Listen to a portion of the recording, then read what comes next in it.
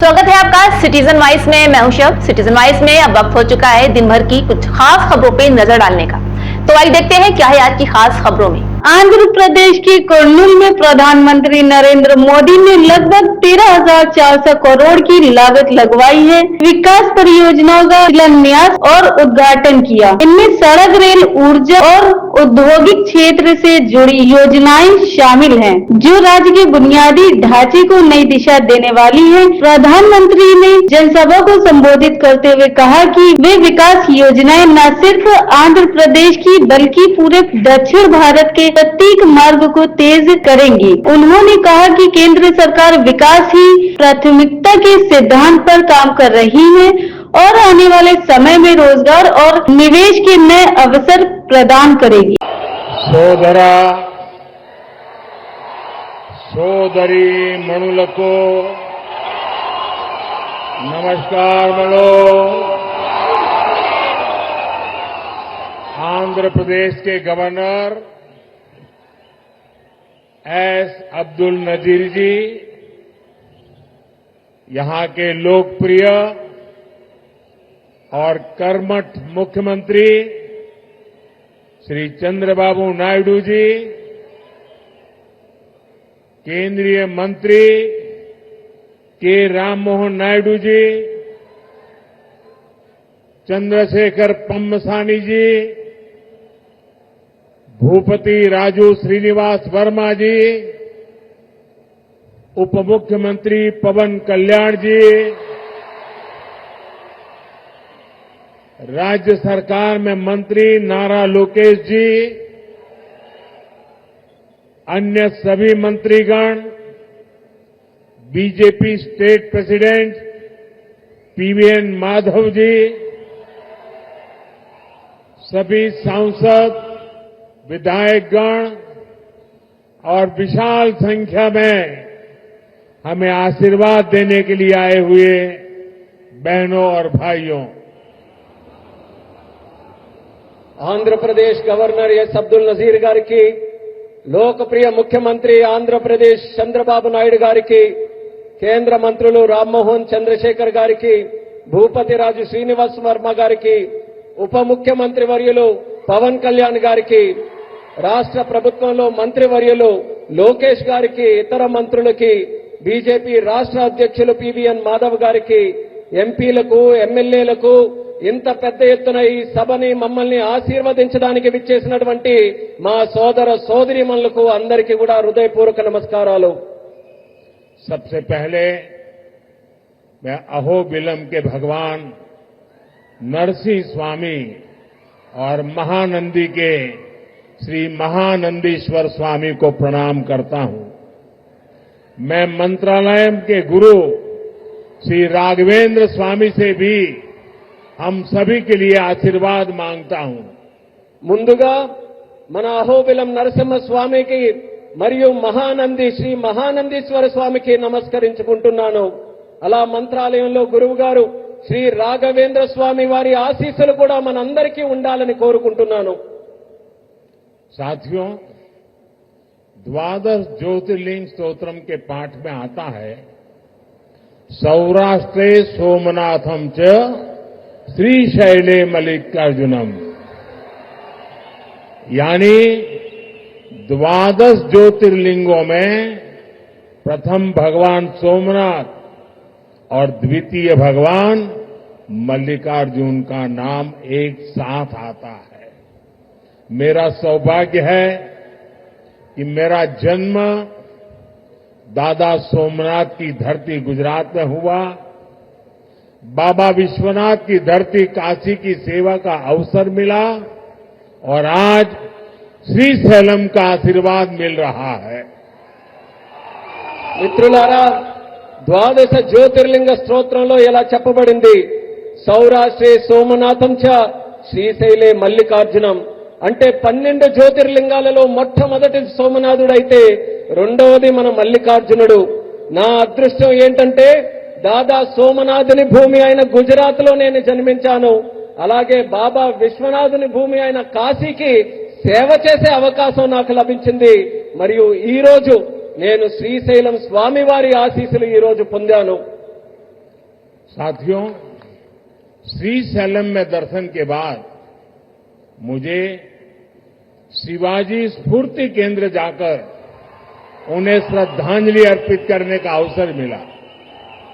मैं इस मंच से भी छत्रपति शिवाजी महाराज को नमन करता हूं। మిత్రులారా, శ్రీశైలం దర్శనం తర్వాత ఛత్రపతి శివాజీ స్ఫూర్తి కేంద్రాన్ని సందర్శించుకుని ఆయనకు నా శ్రద్ధాంజలి అర్పించుకునే అవకాశం కూడా లభించింది. ఈ వేదిక నుంచి మరొకసారి ఛత్రపతి శివాజీ మహారాజ్కి కూడా నా నివాళులు అర్పించుకుంటున్నాను. मैं अल्लमा प्रभु और अक्क महादेवी जैसे शिव भक्तों को भी प्रणाम करता हूं। मैं श्री उయ్యాలవాడ नरसिम्हा रेड्डी गारू और हरि सर्वोत्तम राव जैसे महान स्वतंत्र सेनानियों को श्रद्धापूर्वक नमन करता हूं। అల్లమ్మ ప్రభు మరియు అక్క మహాదేవి వంటి గొప్ప శివభక్తులకి కూడా నేను నా నమస్కారాలు తెలియజేసుకుంటున్నాను. శ్రీ ఉయ్యాలవాడ నరసింహారెడ్డి గారు మరియు హరి సర్వోత్తమరావు గారు వంటి గొప్ప స్వాతంత్ర సమరయోధులకి కూడా నా శ్రద్ధాంజలి అర్పించుకుంటున్నాను. साथियों, हमारा आंध्र प्रदेश स्वाभिमान और संस्कृति की धरती है और साथ ही साइंस और इनोवेशन का सेंटर भी है। यहां असीमित संभावनाएं भी है और युवाओं का अनंत सामर्थ्य भी है। మిత్రులారా, మన ఆంధ్రప్రదేశ్ ఆత్మ గౌరవానికి మరియు సంస్కృతికి నిలయం. మరి ఇది సైన్స్ కు ఇన్నోవేషన్ కి కూడా ఒక కేంద్రం. ఇక్కడ అనంతమైన అవకాశాలు ఉన్నాయి మరియు ఇక్కడ యువతకి అపారమైనటువంటి శక్తి కూడా కలిగి ఉంది. आंध्र को अगर जरूरत थी तो सही विजन और सही नेतृत्व की जरूरत थी। आज चंद्रबाबू नायडू गारू और पवन कल्याण गारू के रूप में आंध्र के पास वो विजनरी लीडरशिप भी है और केंद्र सरकार का पूरा सहयोग भी है। ఆంధ్రాకి ఏదైనా అవసరం ఉంది అంటే ఒక సరైన విజన్ మరియు సరైన నాయకత్వం తాలూకు అవసరం ఉంది. నేడు చంద్రబాబు నాయుడు గారు మరియు పవన్ కళ్యాణ్ గారి రూపంలో ఆంధ్రాకి ఆ శక్తివంతమైనటువంటి నాయకత్వం ఉంది మరియు కేంద్ర ప్రభుత్వం తాలూకా పూర్తి మద్దతు కూడా లభిస్తుంది. साथियों, पिछले 16 महीनों में आंध्र प्रदेश में विकास की गाड़ी तेज गति से दौड़ रही है। डबल इंजन की सरकार में अभूतपूर्व प्रगति हो रही है। आज दिल्ली और अमरावती मिलकर तेज विकास की दिशा में आगे बढ़ रहे हैं। మిత్రులారా, గత 16 నెలల్లో ఆంధ్రప్రదేశ్ లో అభివృద్ధి తాలూకా వాహనం శరవేగంగా కదులుతుంది. డబుల్ ఇంజిన్ ప్రభుత్వంలో రాష్ట్రం అపూర్వమైన ప్రగతి కూడా సాధిస్తుంది. నేడు ఢిల్లీ మరియు అమరావతి ఈ రెండూ కలిసి వేగవంతంగా అభివృద్ధి వైపు ముందుకు సాగుతున్నాయి. और जैसा चंद्रबाबू ने कहा, इस तेज गति को देख करके मैं कह सकता हूं कि 2047 में आजादी के जब 100 साल होंगे, विकसित भारत होके रहेगा। చంద్రబాబు గారు చెప్పినట్టు నేను చెప్పగలను. 2047 నాటికి ఎప్పుడైతే భారతదేశం 100 సంవత్సరాలు స్వాతంత్ర్యం సంపాదించుకుని తయారవుతుందో ఆనాటికి ఖచ్చితంగా ఈ భారతదేశం వికసిత భారతదేశంగా తయారవుతుంది. अभी बाबू ने बहुत ही भावना के साथ अपने विचारों को व्यक्त किया, लेकिन मैं विश्वास से कहता हूं कि 21वीं सदी हिंदुस्तान की सदी होने वाली है। 21वीं सदी 140 करोड़ हिंदुस्तानियों की सदी होने वाली है। ఇప్పుడు బాబు గారు ఎంతో ఆవేదనతో భావాలతో మాట్లాడారు. అదే రకంగా నేను కూడా చెప్పగలను, ఈ 21వ శతాబ్దం భారతదేశం తాలూకా శతాబ్దం. ఈ 21వ శతాబ్దం భారతీయులు 140 కోట్ల భారతీయుల తాలూకా శతాబ్దం ఇది.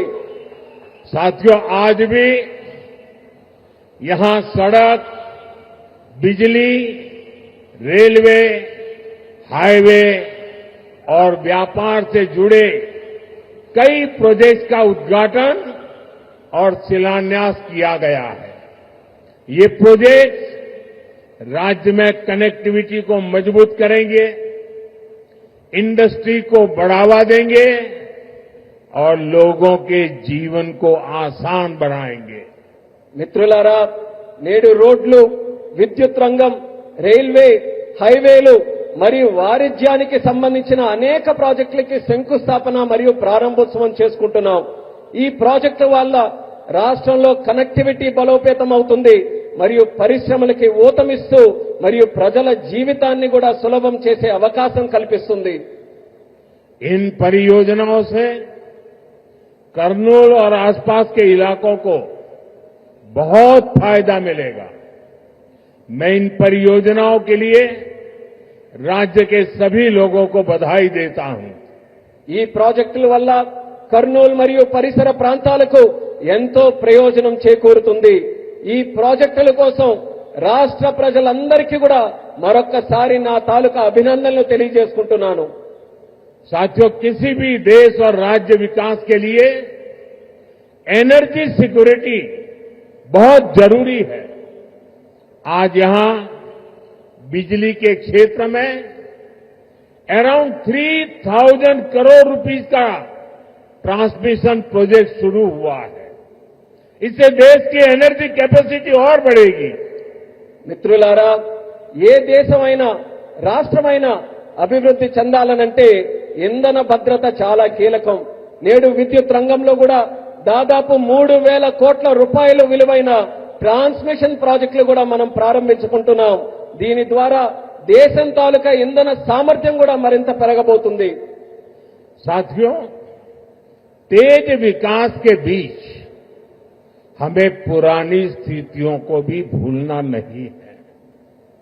11 साल पहले जब केंद्र में कांग्रेस सरकार थी, तब प्रति व्यक्ति इलेक्ट्रिसिटी की खपत औसतन 1000 यूनिट से भी कम थी. तब देश को ब्लैकआउट जैसी चुनौतियों का भी सामना करना पड़ता था. हमारे गांवों में बिजली का खंभा भी नहीं लगा था. మిత్రులారా, వేగవంతమైన అభివృద్ధి మధ్య మనం గతాన్ని మాత్రం మర్చిపోకూడదు. 11 సంవత్సరాల క్రితం కేంద్రంలో కాంగ్రెస్ ప్రభుత్వం అధికారంలో ఉన్నప్పుడు సగటు తలసరి విద్యుత్ వినియోగం 1000 యూనిట్ల కంటే చాలా తక్కువగా ఉండేది. అప్పుడు దేశం కూడా అనేక విద్యుత్ కోతలు వంటి సవాళ్లు కూడా ఎదుర్కొంది. వేలాది గ్రామాలలో కనీసం విద్యుత్ స్తంభాలు కూడా ఏర్పాటు చేయలేనటువంటి దుస్థితి ఉండేది. आज क्लीन एनर्जी से लेकर देश के टोटल एनर्जी प्रोडक्शन तक भारत हर क्षेत्र में नए रिकॉर्ड बना रहा है. आज देश के हर गांव तक बिजली पहुंच चुकी है. प्रति व्यक्ति इलेक्ट्रिसिटी का इस्तेमाल बढ़कर 1400 यूनिट हो गया है. इंडस्ट्री से लेकर हाउस होल्ड तक सबको पर्याप्त बिजली मिल रही है. నేడు భారతదేశంలో క్లీన్ ఎనర్జీ నుంచి టోటల్ ఎనర్జీ ప్రొడక్షన్ వరకు ప్రతి రంగంలో కూడా మన దేశం కొత్త రికార్డుల్ని సమకూర్చుకుంటుంది. నేడు దేశంలోని ప్రతి గ్రామం కూడా మనం చూసుకుంటే విద్యుదీకరణ జరిగింది. తలసరి విద్యుత్ వినియోగం ఇప్పుడు 1400 యూనిట్లకి పెరిగింది. పరిశ్రమ నుండి గృహాల వరకు ప్రతి ఒక్కరికి కూడా తగినంత విద్యుత్ ఈ రోజు చక్కగా లభిస్తుంది. साथियों, देश की इस एनर्जी रिवॉल्यूशन का एक बड़ा केंद्र हमारा आंध्र प्रदेश है. चंद्रबाबू के नेतृत्व में आज यहां श्रीकाकुलम से अनुगुल तक नेचुरल गैस पाइपलाइन प्रोजेक्ट शुरू हुआ है. ये पाइपलाइन लगभग 15 लाख घरों को गैस सप्लाई देगी. మిత్రులారా, దేశంలో ఈ ఇంధన విప్లవానికి మన రాష్ట్రం ఆంధ్రప్రదేశ్ ఒక ప్రధాన కేంద్రంగా ఉంది. మన ముఖ్యమంత్రి వర్యులు చంద్రబాబు నాయుడు గారి నేతృత్వంలో ఈ రోజు శ్రీకాకుళం నుంచి అంగుల్ వరకు సహజ వాయువు పైప్ లైన్ ప్రాజెక్టు ప్రారంభించబడింది. ఈ పైప్ లైన్ సుమారు 15 లక్షల ఇళ్లకు గ్యాస్ సరఫరా కూడా చేయబడుతుంది. आज चित्तूर में एलपीजी बॉटलिंग प्लांट शुरू हुआ है. ये प्लांट रोजाना 20,000 सिलेंडर भरने की क्षमता रखता है. इससे लोकल ट्रांसपोर्ट और स्टोरेज सेक्टर में जॉब बढ़ेगी, युवाओं को नए अवसर मिलेंगे. ఈ రోజు చిత్తూరులో కూడా ఎల్పీజీ బాటిలింగ్ ప్లాంట్ ప్రారంభించబడింది. ఈ ప్లాంట్ రోజుకు 20,000 సిలిండర్లు నింపే సామర్థ్యం కలిగి ఉంది. ఇది స్థానిక రవాణా మరియు స్టోరేజ్ రంగంలో ఉద్యోగాలను పెంచుతుంది మరియు యువతకి మరిన్ని కొత్త అవకాశాలు కూడా కల్పించే బాధ్యత తీసుకుంటుంది. साथियों, विकसित भारत के लक्ष्य तक तेजी से पहुंचने के लिए आज देश में मल्टी मॉडल इंफ्रास्ट्रक्चर का विकास हो रहा है. विलेज से सिटी और सिटी से पोर्ट तक कनेक्टिविटी पर हमारा बहुत जोर है. सब्बवरम शिलानगर के बीच नया हाईवे तैयार होने से कनेक्टिविटी और बढ़ेगी. మిత్రులారా, వికసిత్ భారత్ అనే లక్ష్యాన్ని వేగంగా సాధించడానికి నేడు దేశంలో మల్టీ మోడల్ ఇన్ఫ్రాస్ట్రక్చర్ ప్రాజెక్ట్స్ శరవేగంగా అభివృద్ధి చేయబడుతున్నాయి. గ్రామాల నుండి నగరాల వరకు, నగరాల నుండి పోర్టుల వరకు కనెక్టివిటీపై మేము బలమైన ప్రాధాన్యత ఈ రోజు ఇస్తున్నాం. విశాఖపట్నంలో సబ్బవరం నుంచి శీలానగర్ మధ్యలో కొత్త హైవే ఏదైతే పూర్తి చేయడం వలన కనెక్టివిటీ మరింత మెరుగుపడుతుంది. रेलवे के क्षेत्र में भी नए युग की शुरुआत हुई है. नई रेल लाइनों की शुरुआत होने से, रेल फ्लाईओवर बनने से यात्रियों को सुविधा मिलेगी और इस क्षेत्र के उद्योगों को नई गति मिलेगी. అలానే రైల్వే రంగంలో కూడా ఒక కొత్త యుగం ప్రారంభమైంది. కొత్త రైల్వే లైన్లు అలాగే రైల్వే ఫ్లైఓవర్లు ప్రారంభం వల్ల ప్రయాణికులకి మెరుగైన సౌకర్యం అందుతుంది మరియు ఈ ప్రాంతంలో పరిశ్రమలకు కూడా ఒక కొత్త ఊతం వస్తుంది.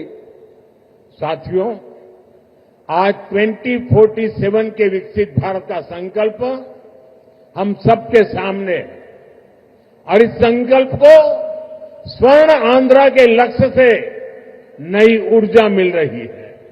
हम सब जानते हैं, जब टेक्नोलॉजी की बात होती है तो हमारा आंध्र और यहां के युवा बहुत आगे रहते हैं. डबल इंजन की सरकार में हम आंध्रा के इस पोटेंशियल को और बढ़ा रहे हैं. మిత్రులారా, ఈ రోజు 2040 నాటికి వికసిత్ భారతదేశం మనం సాధించాలనే సంకల్పంతో అందరం కూడా ముందుకు నడుస్తున్నాం. మరియు ఈ సంకల్పానికి స్వర్ణాంధ్రప్రదేశ్ అనే లక్ష్యం మరింత శక్తిని అందిస్తుంది. మనందరికీ తెలుసు, టెక్నాలజీ విషయానికి వస్తే మన ఆంధ్రప్రదేశ్ అలాగే మరియు ఇక్కడ యువత చాలా ముందుంటారు. డబుల్ ఇంజిన్ ప్రభుత్వంలో మేము ఆంధ్రప్రదేశ్ యొక్క ఈ ప్రత్యేక సామర్థ్యాన్ని మరింత పెంచబోతున్నాం. साथियों, आज भारत की और आंध्र प्रदेश की स्पीड और स्कोप, इसको पूरी दुनिया देख रही है. 2 दिन पहले ही आंध्र प्रदेश में गूगल ने बड़ा निवेश करने का ऐलान किया है. మిత్రులారా, ఈ రోజు భారతదేశం మరియు ఆంధ్రప్రదేశ్ యొక్క వేగం మరియు సామర్థ్యం యావత్ ప్రపంచం గమనిస్తుంది. 2 రోజుల క్రితం గూగుల్ లాంటి ప్రధానమైన సంస్థ ఆంధ్రప్రదేశ్ లో ఒక పెద్ద పెట్టుబడిని కూడా ప్రకటించింది. गूगल यहां हमारे आंध्र प्रदेश में भारत का पहला आर्टिफिशियल इंटेलिजेंस हब बनाने जा रही है. और कल जब मैं गूगल के सीईओ से बात कर रहा था, उन्होंने मुझे कहा कि अमेरिका के बाहर दुनिया के कई देशों में हमारा निवेश है, लेकिन सबसे ज्यादा निवेश अब हम आंध्र में करने जा रहे हैं. इस नए एआई हब में powerful AI infrastructure, data centre capacity, large scale energy sources और एक्सपांडेड फाइबर ऑप्टिक नेटवर्क शामिल है। నిన్న గూగుల్తో నేను మాట్లాడుతున్నప్పుడు తెలుసుకున్నాను. వాళ్ళు కూడా నాకు చెప్పారు, అమెరికా బయట చాలా పెట్టుబడులు మా ఉన్నాయి, కానీ అన్నిటికంటే అందులో పెద్ద పెట్టుబడి మేము ఆంధ్రాలో నేడు పెట్టబోతున్నామని వాళ్ళందరూ కూడా నాకు చెప్పారు. ఈ కొత్త ఏఐ హబ్ లో శక్తివంతమైన ఏఐ ఇన్ఫ్రాస్ట్రక్చర్, అలాగే డేటా సెంటర్ సామర్థ్యం, పెద్ద ఎత్తున శక్తి వనరులు మరియు విస్తరించిన ఫైబర్ ఆప్టిక్ నెట్వర్క్ కూడా ఉండబోతున్నాయి. साथियों, गूगल के इस एआई हब इन्वेस्टमेंट में एक नया इंटरनेशनल सबसी गेटवे बनाया जाएगा। इसमें कई इंटरनेशनल सबसी केबल्स शामिल होंगे जो भारत के ईस्टर्न कोस्ट पर विशाखापट्टनम तक पहुंचेगी। మిత్రులారా, ఈ గూగుల్ ఆర్టిఫిషియల్ ఇంటెలిజెన్స్ హబ్ ఏదైతే ఉందో, ఈ పెట్టుబడితో కొత్త అంతర్జాతీయ సబ్సీ గేట్వే కూడా తయారవబోతుంది. ఇందులో అంతర్జాతీయ సబ్సీ కేబుల్ వల్ల మన భారతదేశం యొక్క తూర్పు తీరంలో ఉన్న విశాఖపట్నం నగరం మరింత బలోపేతమై ఈ కేబుల్స్ అన్ని కూడా అక్కడ చేరుకోబోతున్నాయి. साथियों, इस प्रोजेक्ट से विशाखापट्टनम एक एआई और कनेक्टिविटी हब के रूप में स्थापित होगा। ये केवल भारत ही नहीं बल्कि पूरी दुनिया को सेवा देगा। मैं इसके लिए आंध्र के लोगों को विशेष बधाई देता हूं और चंद्रबाबू के विजन की भूरी भूरी प्रशंसा करता हूं। మిత్రులారా, ఈ ప్రాజెక్టు విశాఖపట్నం ఒక ఆర్టిఫిషియల్ ఇంటెలిజెన్స్ మరియు కనెక్టివిటీ హబ్ గా ఏర్పాటు చేయబోతుంది. ఇది కేవలం భారతదేశానికే కాకుండా యావత్ ప్రపంచానికి కూడా ఇది సేవ చేయబోతుంది.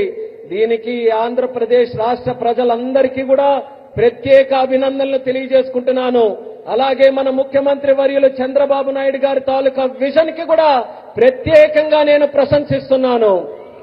साथियों, भारत के विकास के लिए आंध्र प्रदेश का विकास जरूरी है और मैं मानता हूं आंध्रा के विकास के लिए रायलसीमा का विकास भी जरूरी है। आज कर्नूल की जमीन पर जो काम शुरू हुए हैं, ये रायलसीमा के हर जिले में जॉब्स और प्रॉस्पेरिटी के नए दरवाजे खोलेंगे। इन प्रोजेक्ट से यहां इंडस्ट्रियल डेवलपमेंट को और गति मिलेगी। మిత్రులారా, భారతదేశ అభివృద్ధికి ఆంధ్రప్రదేశ్ అభివృద్ధి చాలా అవసరం. అలానే ఆంధ్రప్రదేశ్ యొక్క అభివృద్ధికి రాయలసీమ అభివృద్ధి కూడా అంతే అవసరమైనదని నేను నమ్ముతున్నాను. ఈ రోజు కర్నూలు గడ్డపై ప్రారంభమైన పనులు రాయలసీమలోని ప్రతి జిల్లాలో ఉద్యోగాలు సృష్టిస్తాయి మరియు ఈ ప్రాంత ప్రగతికి సరికొత్త ద్వారాలు కూడా తెరిపిస్తాయి. ఈ ప్రాజెక్టుల ద్వారా ఇక్కడ పారిశ్రామిక అభివృద్ధి మరింత వేగవంతంగా ముందుకు నడుస్తుంది. साथियों, हमें आंध्र प्रदेश के तेज विकास के लिए नए इंडस्ट्रियल कॉरिडोर्स और हब बनाने होंगे। इसके लिए सरकार अरवक्कल और कोप्परती को आंध्र प्रदेश की नई इंडस्ट्रियल आइडेंटिटी के रूप में डेवलप कर रही है। अरवक्कल और कोप्परती में निवेश बढ़ने से रोजगार के नए अवसर भी लगातार बढ़ रहे हैं। మిత్రులారా, ఆంధ్రప్రదేశ్ వేగవంతమైన అభివృద్ధి కోసం మనం కొత్త పారిశ్రామిక కారిడార్లను మరియు కేంద్రాలని సృష్టించుకోవాలి. ఈ లక్ష్యంతో ఆంధ్రప్రదేశ్ ప్రభుత్వం ఓర్వకల్ మరియు కొప్పర్తి ఈ రెండు కొత్త పారిశ్రామిక కారిడార్స్ ను కూడా గుర్తించి అభివృద్ధి చేస్తుంది. ఓర్వకల్లో మరియు కొప్పర్తిలో పెరుగుతున్న పెట్టుబడులతో ఉపాధి అవకాశాలు కూడా క్రమంగా పెరుగుతున్నాయి. साथियों, आज दुनिया भारत को 21वीं सदी के नए मैन्युफैक्चरिंग सेंटर के रूप में देख रही है। इस सफलता का सबसे बड़ा आधार है आत्मनिर्भर भारत का विजन। हमारा आंध्र प्रदेश आत्मनिर्भर भारत की सफलता का एक प्रमुख केंद्र बन रहा है। మిత్రులారా, నేడు ప్రపంచం భారతదేశాన్ని 21వ శతాబ్దానికి ఒక తయారీ కేంద్రంగా చూస్తుంది. ఈ విజయానికి అతిపెద్ద పునాది మన ఆత్మనిర్భర్ భారతదేశం యొక్క విజన్. ఆత్మనిర్భర్ భారతదేశం సాధించడానికి మన ఆంధ్రప్రదేశ్ ఒక కీలక కేంద్రంగా మారబోతుంది. साथियों, कांग्रेस सरकारों ने आंध्र प्रदेश की क्षमताओं की उपेक्षा करके पूरे देश का नुकसान किया था। जो राज्य पूरे देश को आगे लेकर जा सकता था, उसे खुद अपने विकास के लिए संघर्ष करने की नौबत आ गई। మిత్రులారా, కాంగ్రెస్ ప్రభుత్వాలు గతంలో ఆంధ్రప్రదేశ్ సామర్థ్యాన్ని విస్మరించి మొత్తం దేశానికే నష్టం చేశాయి. మొత్తం దేశాన్ని ముందుకు నడిపించగలిగినటువంటి శక్తి మన ఆంధ్రప్రదేశ్ రాష్ట్రానికి ఉంటే, మన ఆంధ్రప్రదేశ్ రాష్ట్రం మాత్రం తన సొంత అభివృద్ధి కోసం పోరాటం చేసుకునేటటువంటి దుస్థితి కలిగింది. मुझे खुशी है कि अब एनडीए सरकार में आंध्र की तस्वीर बदल रही है। आंध्र प्रदेश चंद्रबाबू जी के नेतृत्व में आत्मनिर्भर भारत की नई ताकत बन रहा है। आंध्र में मैन्युफैक्चरिंग तेजी से बढ़ रही है। నాకెంతో సంతోషంగా ఉంది. ఇప్పుడు మన ఎన్డీఏ ప్రభుత్వంలో ఆంధ్రప్రదేశ్ తాలూకా మొత్తం ముఖ చిత్రం మారుతుంది. ఆంధ్రప్రదేశ్ మన ముఖ్యమంత్రి చంద్రబాబు నాయుడు గారి నేతృత్వంలో ఆత్మనిర్భర్ భారతదేశానికి ఒక సరికొత్త శక్తిగా అవతరించబోతుంది. ఆంధ్రప్రదేశ్ లో తయారీ మరియు తయారీ రంగం కూడా శరవేగంగా అభివృద్ధి ఈ రోజు చెందుతున్నాయి.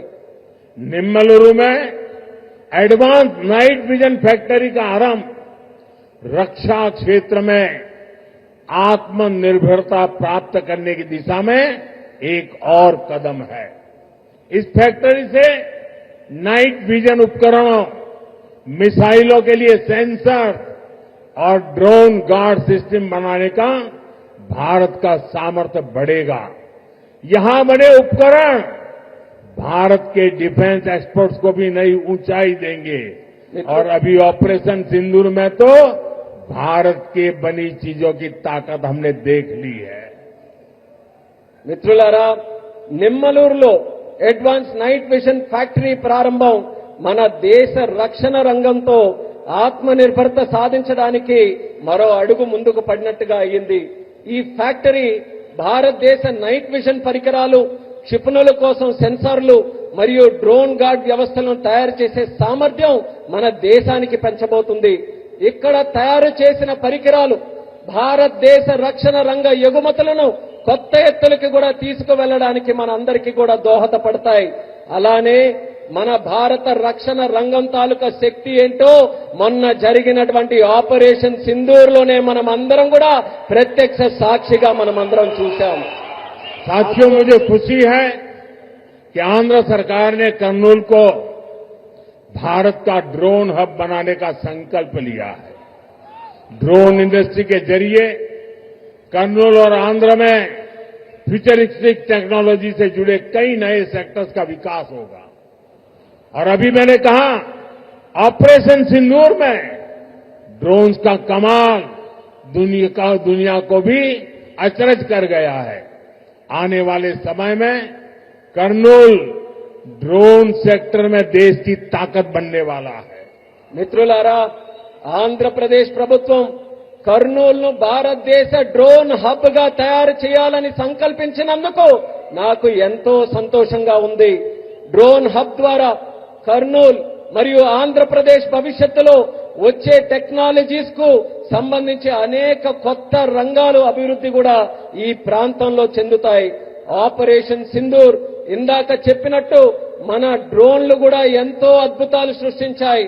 ఆ అద్భుతాలను చూసి యావత్ ప్రపంచమంతా కూడా అబ్బురుపోయిందని గర్వంగా తెలియజేస్తున్నాను. రానున్న రోజుల్లో కర్నూలు డ్రోన్ రంగంలో దేశానికే గర్వకారణంగా నిలవబోతుందని తెలియజేస్తున్నాను. साथियों, हमारी सरकार का विजन है सिटीजन सेंट्रिक डेवलपमेंट। इसके लिए हम लगातार नए रिफॉर्म्स के जरिए सिटीजन्स के जीवन को आसान बना रहे हैं। देश में 12 लाख रुपए तक की आय पूरी तरह से टैक्स फ्री हो चुकी है। सस्ती दवाइयां, सस्ता इलाज, बुजुर्गों के लिए आयुष्मान कार्ड जैसी अनगिनत सुविधाएं, इनसे ईज ऑफ लिविंग का एक नया अध्याय शुरू हुआ है। మిత్రులారా, మా ప్రభుత్వం ఒక్క విజన్ సిటిజన్ సెంట్రిక్ డెవలప్మెంట్ ఈ లక్ష్యంతో కొత్త సంస్కరణల ద్వారా ప్రజల జీవితాలని సులభతరంగా చేయడమే మా అందరి తాలూకా సంకల్పం. దేశంలో 12 లక్షల వరకు ఆదాయం ఉన్న ప్రతి ఒక్కరికి పన్ను రహితంగా చేసింది మన ప్రభుత్వం. తక్కువ ధరకే మందులు, మెరుగైన చికిత్స మరియు వృద్ధుల కోసం ఆయుష్మాన్ భారత్ కార్డులు వంటి సౌకర్యాలు, వీటన్నిటితో ప్రజల జీవిత విధానం సౌకర్యవంతంగా చేసే కొత్త అధ్యయనాన్ని మన భారతదేశంలో మనం ప్రారంభించాం. साथियों, नवरात्रि के पहले दिन से जीएसटी में भी भारी कटौती की गई है। मुझे देखकर बहुत खुशी है कि नारा लोकेश गारू के नेतृत्व में यहां लोग जीएसटी बचत उत्सव को सेलिब्रेट कर रहे हैं। आप इतनी सफलता से सुपर जीएसटी सुपर सेविंग अभियान भी चला रहे हैं। మిత్రులారా, నవరాత్రుల తాలూకా మొట్టమొదటి రోజు నుంచి జీఎస్టీపై భారం కూడా మన ప్రభుత్వం తగ్గించింది. నాకు చాలా సంతోషంగా ఉంది. యువ నాయకుడు నారా లోకేష్ గారి నాయకత్వంలో ఇక్కడ ప్రజల అందరూ కూడా జీఎస్టీ పొదుపు ఉత్సవాన్ని ఒక పండగ వాతావరణంలో మీరందరూ జరుపుకున్నారు. మీరు సూపర్ జీఎస్టీ సూపర్ సేవింగ్స్ అనే కార్యక్రమం తాలూకా ప్రచారం కూడా ఇంతే విజయవంతంగా ప్రతి ఒక్కరూ కూడా నిర్వహించారు. मुझे बताया गया है कि आंध्र प्रदेश लोगों को नेक्स्ट जनरेशन जीएसटी रिफॉर्म से 8,000 करोड़ रुपए से ज्यादा की सेविंग होगी।